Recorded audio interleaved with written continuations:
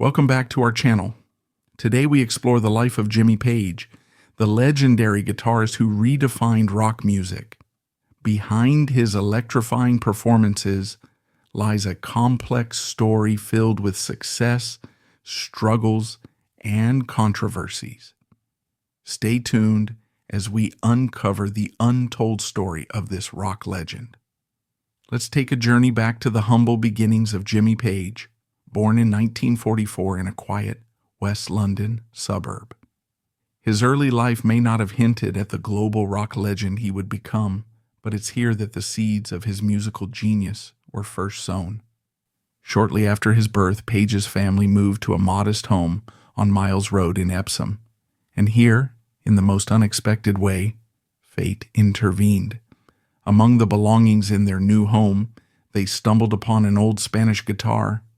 Was it an abandoned relic from the previous owners, or perhaps a thoughtful gesture from a family friend? The truth remains a mystery, adding a touch of serendipity to this already fascinating tale. At first, the guitar was nothing more than a forgotten object gathering dust. Young Jimmy showed little interest in the instrument, seemingly more preoccupied with the ordinary pursuits of childhood. But that changed when he turned 12. One day, as if destiny called to him, he picked up the guitar and began to explore its potential. A school friend taught him a few basic chords, a simple beginning for any aspiring musician. Yet this was no ordinary boy. While his friend's musical repertoire was limited, Jimmy's insatiable curiosity and natural talent drove him to surpass what he'd learned almost immediately. Rather than relying on formal lessons, Page's journey into music was one of self-discovery. He turned to the records of the day, meticulously teaching himself by ear. This period of experimentation and growth reveals a key trait that would define his career: a restless drive to innovate and push boundaries. But what's most intriguing is how casually it all began. In his own words, Jimmy admitted that he started playing simply because he was bored. That small moment unknowingly paved the way for a rock revolution. The 1950s were a time when skiffle, a genre blending jazz, blues, and folk, was sweeping through Britain, captivating young audiences. Page was undoubtedly influenced by this wave, as skiffle bands inspired countless young musicians to pick up guitars for the first time. Notably, Lonnie Donegan, a pioneer of the skiffle movement, was a massive figure in British music during Page's childhood.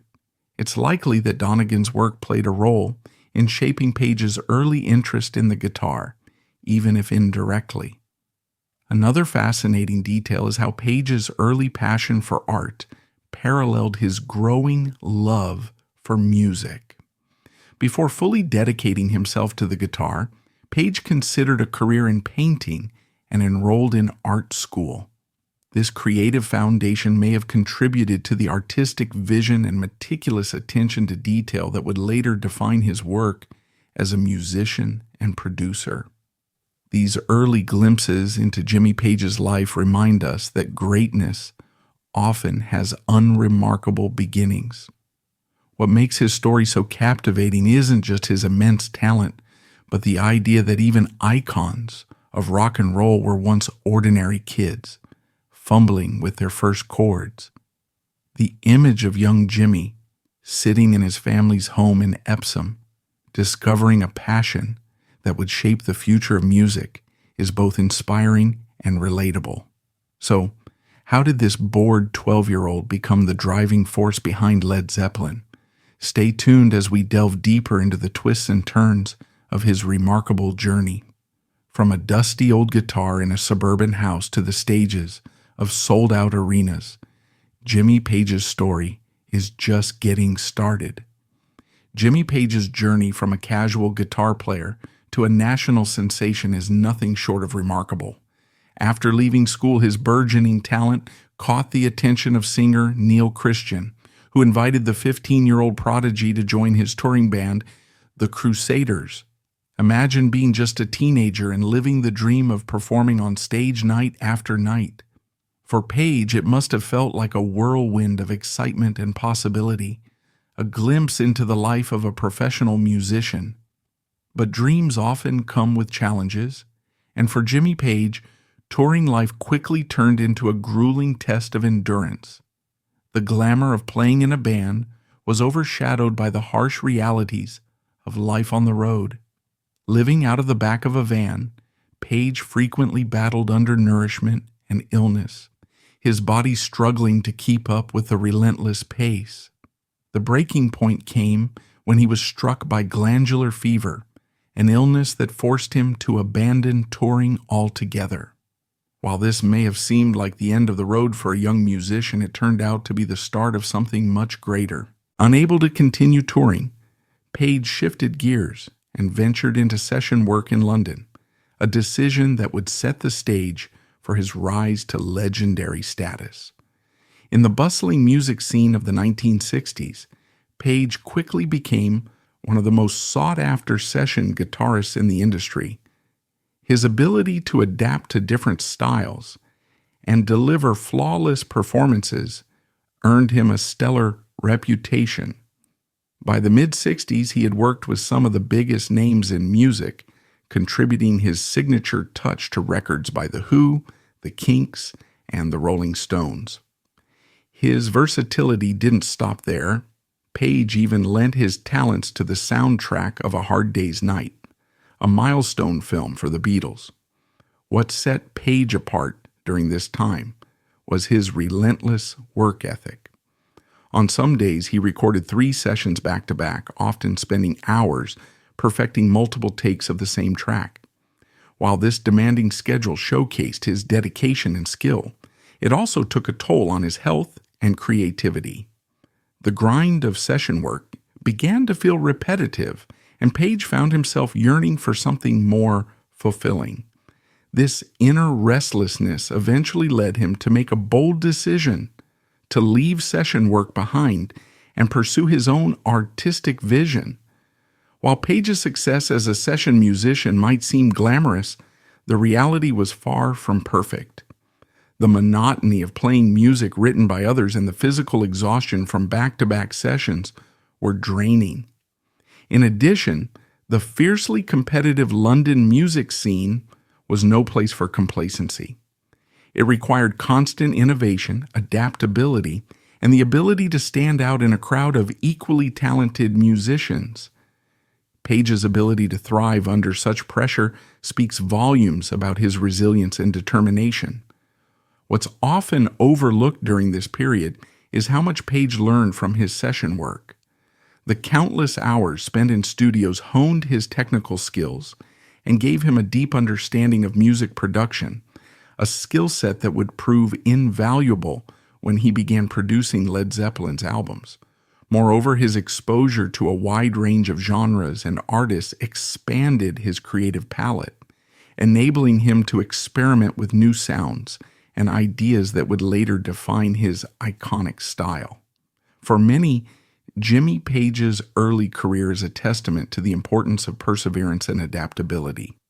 His journey from a starry-eyed teenager touring with the Crusaders to one of London's most in-demand session musicians highlights the sacrifices and hard work required to make it in the music industry. Despite the challenges, every setback became a stepping stone that shaped his artistry and prepared him for the monumental success that lay ahead. Page's story during this time also serves as a reminder that even legends had to start somewhere, often enduring hardships that tested their limits. From sleepless nights in a van to grueling studio schedules, these formative experiences were the foundation on which he built his legacy. The formation of Led Zeppelin was nothing short of a pivotal moment in the history of rock music, and Jimmy Page was at the heart of it all. By 1966, after years of being courted by members of the Yardbirds, Page finally joined the band, stepping into a role previously held by Eric Clapton. The Yardbirds had already cemented their place in rock history, but the inclusion of Page alongside fellow guitarist Jeff Beck, marked a new creative chapter. Imagine the sheer talent of two legendary guitarists in one band. It was a combination that promised greatness. However, the collaboration was short-lived. By 1968, the majority of the Yardbirds members had left, leaving Page to pick up the pieces. With remaining tour commitments looming, Page faced a daunting challenge. But rather than viewing it as an obstacle, he saw an opportunity to assemble a new band, one that would not only fulfill the existing obligations, but redefine the boundaries of rock music. Page began recruiting for his new lineup, starting with bassist and fellow session musician John Paul Jones. The two shared a mutual respect and a vision for pushing musical boundaries. Next came vocalist Robert Plant, whose raw, unpolished talent and distinct vocal tone caught Page's attention. Finally, drummer John Bonham joined the group, bringing a thunderous energy that completed the ensemble. Together, the four musicians initially performed under the name the New Yardbirds to honor the contractual obligations of the Yardbirds' Scandinavian tour. But this group was far more than a continuation of the past. It was the dawn of something revolutionary. Recognizing the need for a fresh identity, Page rebranded the band as Led Zeppelin. The name itself was inspired by a comment from The Who's Keith Moon, who joked that the group's music would go down like a lead balloon. Page embraced the humor, tweaking the name slightly by dropping the A from lead to ensure it wasn't mispronounced. What sets the story of Led Zeppelin apart is the sheer risk and faith that Jimmy Page invested in the band's future. Determined to make a statement with their debut album, Page funded the recording entirely out of his own savings as a session musician. Recorded in just 36 hours, the self-financed album was a testament to Page's confidence in their sound and his unwillingness to compromise on creative freedom. This gamble paid off in ways no one could have predicted. Atlantic Records quickly recognized the band's potential and signed them to a groundbreaking record deal. The terms were virtually unheard of at the time, $143,000 in advance, equivalent to over $1 million today, and complete creative autonomy. This meant Led Zeppelin had full control over their album releases, touring schedules, promotion, and even the design of their iconic album covers.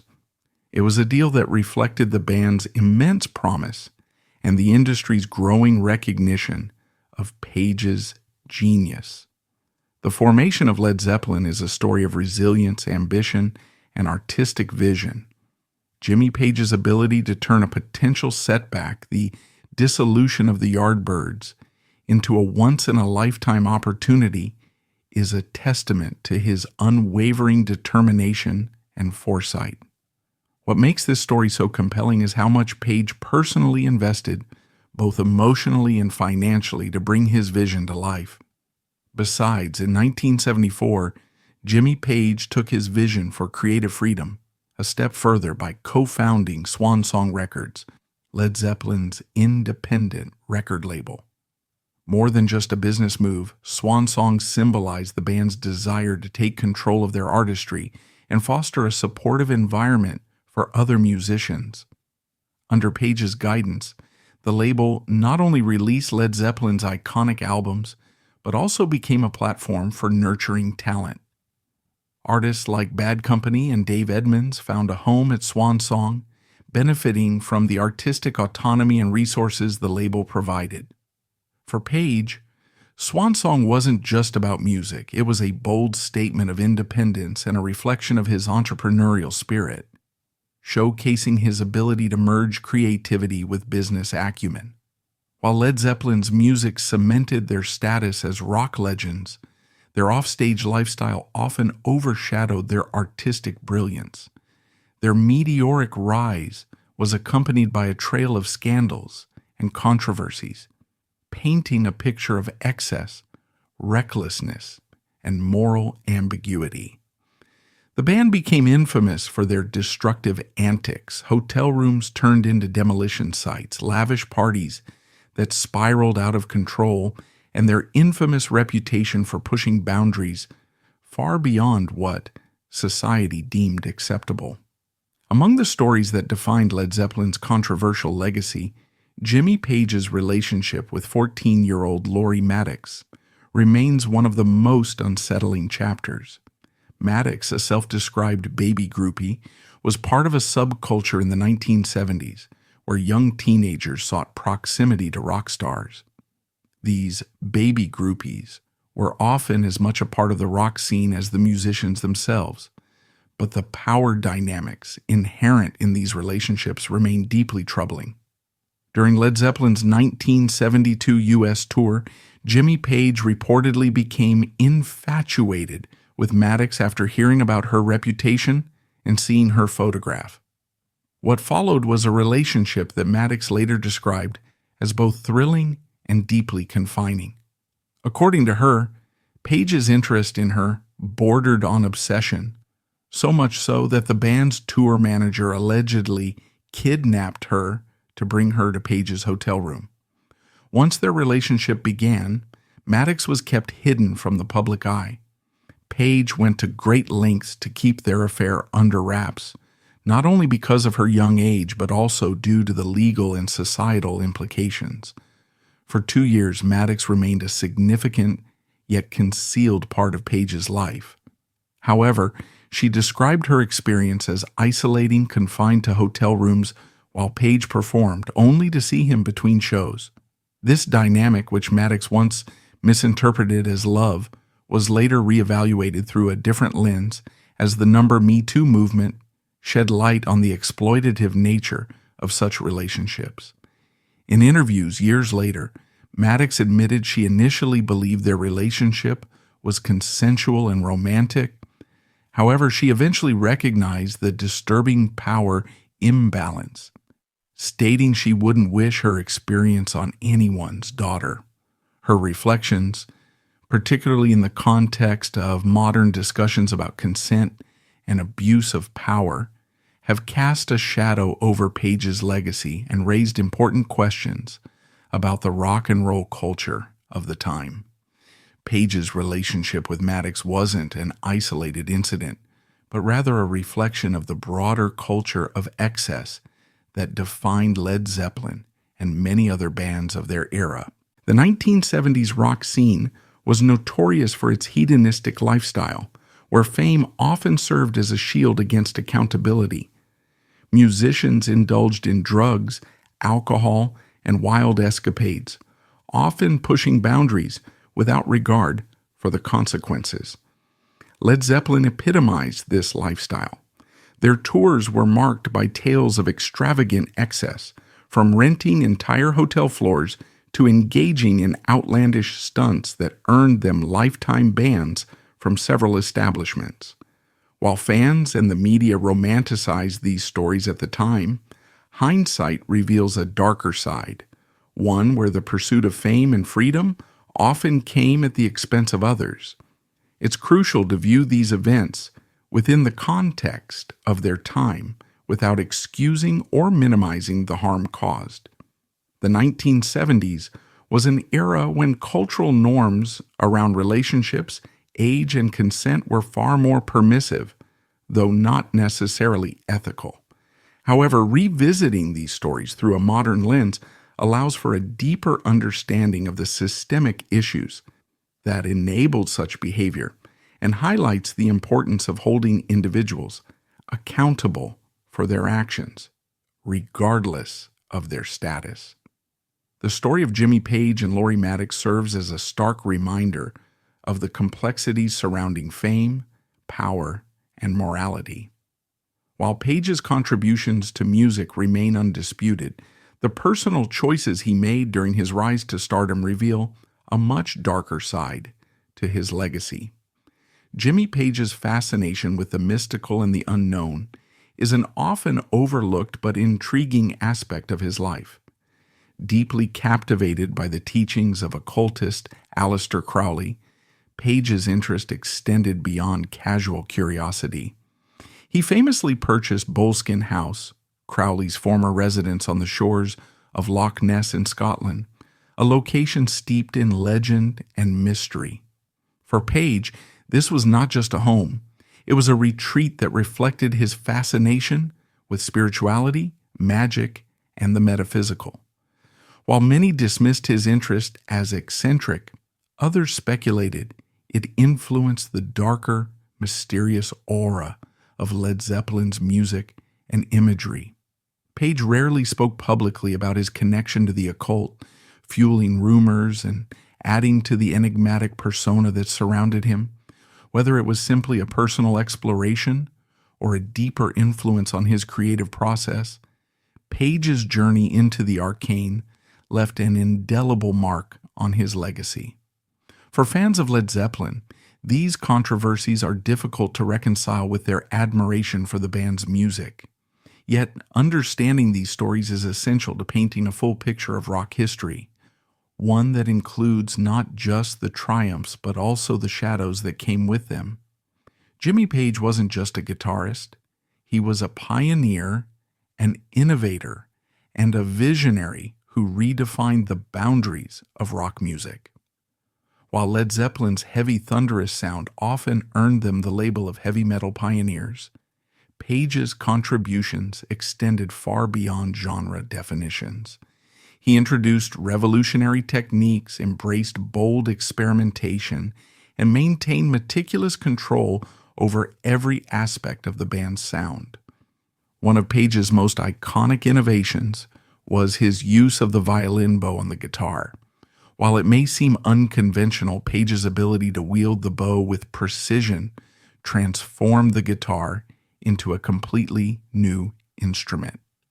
By running the bow across the strings and combining it with effect pedals, he created haunting, otherworldly sounds that captivated audiences. Tracks like Dazed and Confused are testaments to this groundbreaking technique, turning live performances into almost mystical experiences. Another of Page's signature tools was the double-neck guitar, which became synonymous with Led Zeppelin's live performances. This instrument allowed him to seamlessly transition between the 12-string and 6-string guitars, enabling him to recreate complex tracks like Stairway to Heaven with breathtaking accuracy. While he wasn't the first to use a double-neck guitar, Page popularized it on a global scale, inspiring countless guitarists to experiment with the instrument. Page's brilliance wasn't limited to the stage.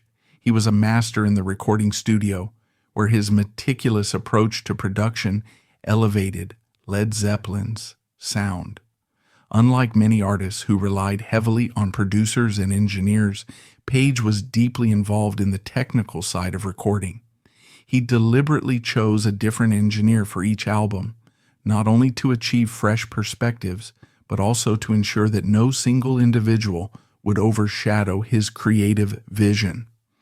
Page's obsession with sonic perfection led him to experiment with various recording techniques. For instance, he employed distance miking, a method that placed microphones at varying distances from the amplifiers to capture the natural reverb of the room. This technique gave tracks like When the Levee Breaks their massive cavernous sound, a hallmark of Zeppelin's music. His ability to blend the raw power of rock with innovative production techniques set a new standard for studio recordings. While Led Zeppelin is often credited as one of the progenitors of heavy metal, Page resisted this categorization. His musical influences were far broader, encompassing blues, folk, and even Eastern music. Tracks like Black Mountainside reflect his fascination with Indian classical music, while The Battle of Evermore showcases his love for traditional folk elements. This diversity in influences allowed Led Zeppelin to craft a sound that was both powerful and intricate, transcending the boundaries of any single genre. Page's innovations left an indelible mark on rock music, inspiring generations of musicians to experiment and push creative boundaries. Guitarists like Eddie Van Halen, Slash, and Jack White have all cited him as a major influence. His pioneering spirit encouraged artists to see the guitar not just as an instrument, but as a tool for limitless expression. In 1980, Led Zeppelin faced an unimaginable tragedy that marked the end of an era. John Bonham, the band's powerhouse drummer, passed away after asphyxiating on his own vomit following a day of heavy drinking. His death was sudden, shocking, and devastating, not only to his family and fans, but also to his bandmates, who had shared an unbreakable bond forged through years of shared triumphs and challenges. For Jimmy Page, the loss of Bonham wasn't just the end of a band. It was the loss of a close friend and creative partner. Bonham's thunderous drumming had been the backbone of Led Zeppelin's iconic sound, and his absence left a void that Page and the others felt could never be filled. In a heartfelt and unanimous decision, the band announced their disbandment, stating that Led Zeppelin could not continue without Bonham. For them, it wasn't just about losing a drummer, it was about losing the soul of their music. Bonham's death deeply affected Jimmy Page, sending him into a dark and isolating period. The grief weighed heavily on him, not just as a bandmate, but as someone who had shared an extraordinary journey with Bonham. Page later admitted that he didn't touch his guitar for nearly 2 years after the tragedy. The instrument that had been his creative lifeline now reminded him of what was lost, a chapter of his life that had closed forever. Page's withdrawal was marked by a deep sense of loss and uncertainty. Friends and family became increasingly concerned for his well-being as he retreated from the public eye. The man who had once been a force of creative energy now seemed adrift, struggling to process the enormity of what had happened. When Page finally emerged from this dark chapter, he sought to channel his grief into new, creative endeavors. In the years following Led Zeppelin's disbandment, he explored various musical projects, including forming the firm with Paul Rodgers and collaborating with artists like David Coverdale. While these ventures showcased Page's enduring talent, none could replicate the magic and monumental impact of Led Zeppelin. Page also reunited with Robert Plant in the 1990s for a series of projects, including their MTV Unplugged performance and subsequent tour. However, these collaborations, while successful, carried a bittersweet undertone. The absence of Bonham and the irreplaceable chemistry he brought to the band was always felt. In interviews, Page has spoken with reverence about Bonham's unparalleled talent and the camaraderie they shared. He often described Bonham as the heartbeat of Led Zeppelin, praising his ability to combine technical skill with raw, explosive energy. Reflecting on the band's decision to end after Bonham's death, Page has said it was the only choice they could make. For him, continuing under the Led Zeppelin name without Bonham would have been a betrayal of the legacy they had built together. Jimmy Page's reaction to Bonham's death reveals a deeply human side of the rock legend, a side that mourned not just a bandmate but a friend and brother in music. The end of Led Zeppelin was a turning point that marked the close of a chapter filled with groundbreaking achievements and unforgettable moments. Yet, it also underscored the fragility of success and the profound impact of loss. In 1985, the surviving members of Led Zeppelin, Jimmy Page, Robert Plant, and John Paul Jones, reunited for a performance at the historic Live Aid concert, a global event aimed at raising funds to combat famine in Ethiopia. The reunion, featuring Phil Collins and Tony Thompson on drums, was one of the most anticipated moments of the event. However, despite the excitement, the performance was marred by technical difficulties, limited rehearsal time, and a lack of cohesion. For Page, the event was bittersweet. While it provided an opportunity to reconnect with his former bandmates on stage, the uneven performance fell short of expectations. Still, The reunion offered fans a rare glimpse of Led Zeppelin's enduring influence and hinted at the deep, unbroken bond among its members, even in the face of challenges.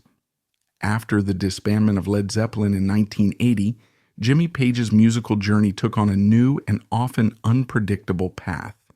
By 1994, Page and Robert Plant reunited for an MTV Unplugged concert titled Unleaded, an acoustic performance that paid homage to Led Zeppelin's legacy while exploring new interpretations of their classic tracks. This reunion was a moment of nostalgia for fans and a reminder of the magic these two legendary artists could still create together. The Unleaded performance was met with critical acclaim, leading to a world tour that reignited the passion of Zeppelin enthusiasts worldwide. However, beneath the surface of this celebrated reunion lay tensions that hinted at the complexities of their relationship with John Paul Jones, Led Zeppelin's bassist and keyboardist. What could have been a full-circle moment for Led Zeppelin's surviving members was marred by a significant omission.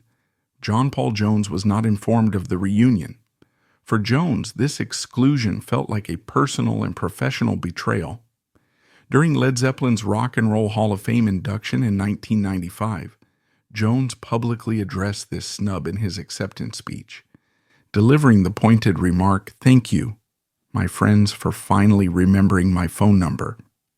The comment, though brief, revealed the depth of his hurt and disappointment. This incident underscores the often complicated dynamics between the former bandmates.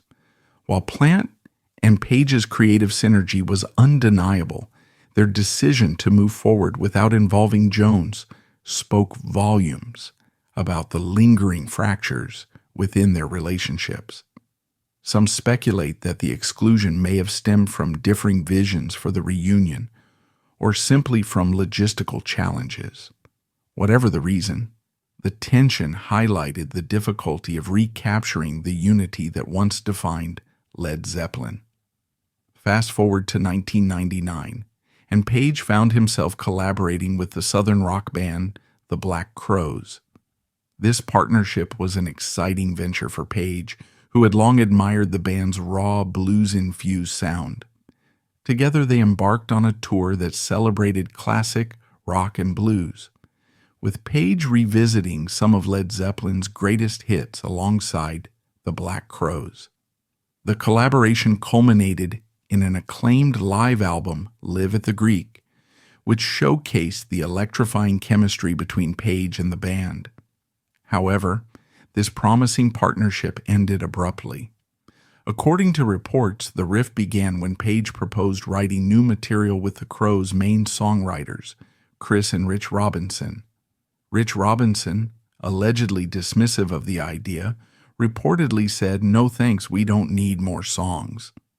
For Page, who had poured his heart into the collaboration, this remark was deeply insulting. Feeling undervalued and disrespected, he decided to walk away from the tour before its completion.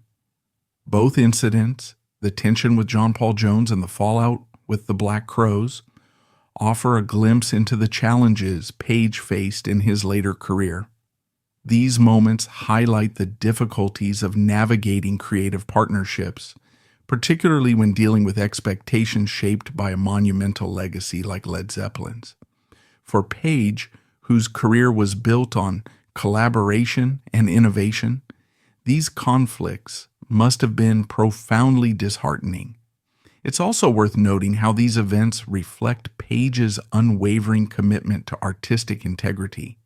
His decision to part ways with the Black Crowes wasn't simply about a bruised ego, it was about protecting the creative spirit he valued so deeply. Similarly, the absence of John Paul Jones during the 1994 reunion underscores the complexity of reconciling past bonds with new endeavors. These stories reveal a more vulnerable side of Jimmy Page, a man who, despite his legendary status, faced professional setbacks and interpersonal challenges. They also serve as a reminder that even the greatest artists must navigate the delicate balance between preserving their legacy and exploring new creative paths. Jimmy Page holds a rare distinction in music history, being inducted into the Rock and Roll Hall of Fame not once but twice. His first induction came in 1992 as a member of the Yardbirds, a band that laid the groundwork for the British invasion and introduced the world to Page's prodigious talent. Then, in 1995, he was honored again as part of Led Zeppelin, cementing his place in the pantheon of rock legends. Both moments were celebrations of Page's immense contributions to music, yet each reflected a different chapter of his career. One as a young innovator reshaping blues-based rock, and the other as the architect of one of the most influential bands of all time. For Page, these honors were not merely accolades but a testament to the enduring impact of his artistry and vision on generations of musicians and fans alike.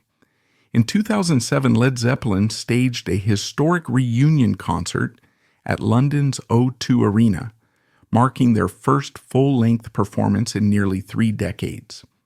This one-night-only event, held as a tribute to Atlantic Records founder Ahmet Ertegun, was nothing short of legendary. With Jason Bonham, John Bonham's son, stepping in on drums, the band delivered a set that reignited the electrifying chemistry they were famous for. The concert featured iconic tracks like Stairway to Heaven and Kashmir, captivating an audience of 20,000 lucky fans who had won tickets through a lottery system. Critics and fans alike hailed the performance as a triumphant return, with many calling it one of the greatest reunions in rock history. For Jimmy Page, the event was not only a celebration of Zeppelin's legacy but also a deeply emotional moment, proving that the band's music could still move and inspire generations, even decades later. Beyond his legendary career in music, Jimmy Page has quietly made significant contributions to charity and advocacy efforts, showing a deeply compassionate side that contrasts with his rock and roll image. He has been involved in initiatives supporting disaster relief, including aid for victims of natural catastrophes. Page has also championed music education, contributing to programs aimed at nurturing young musicians and ensuring the preservation of music heritage for future generations. In 2015, he partnered with the British Library to launch a campaign that celebrated music history and its cultural impact. These efforts reflect Page's belief in the transformative power of music, not just as an art form, but as a means of connecting and uplifting communities around the world. Career was built on collaboration and innovation. These conflicts must have been profoundly disheartened. And that wraps up our deep dive into the enigmatic and controversial life of Jimmy Page. From his meteoric rise with Led Zeppelin to the scandals and struggles that marked his personal journey, Page's story is as complex as it is fascinating. He may be remembered for his iconic guitar solos and musical genius, but the legacy he leaves behind is also one of intrigue, excess, and the darker side of fame. If you enjoyed this video, don't forget to like, comment, and subscribe for more stories about the legends of music. Thanks for watching, and we'll see you in the next one.